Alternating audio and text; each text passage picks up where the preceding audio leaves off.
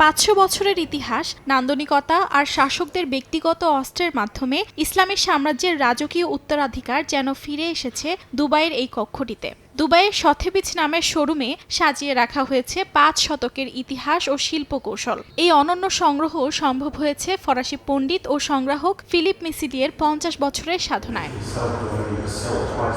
প্রদর্শনীতে শুধু অস্ত্রই নয়, আছে সপ্তম থেকে ষোড়শ শতকের কোরআনের পাণ্ডুলিপি, চিত্রশিল্পী ডেভিড রবার্টসের জলরঙে আঁকা মধ্যপ্রাচ্যের দৃশ্যাবলী, সম্রাট শাহজাহানের ব্যক্তিগত তরবারিও আছে ঐতিহাসিক এ ভাণ্ডারে।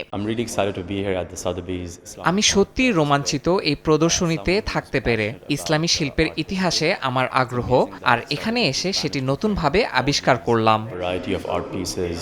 সথেবিজের চেয়ারম্যান গিবসের মতে, দুবাই এখন শুধু বাণিজ্য নয়, সংস্কৃতিরও কেন্দ্র। প্রদর্শনী শেষে এই অসাধারণ সংগ্রহ লন্ডনে নিলামে উঠবে বলে জানিয়েছেন আয়োজকরা।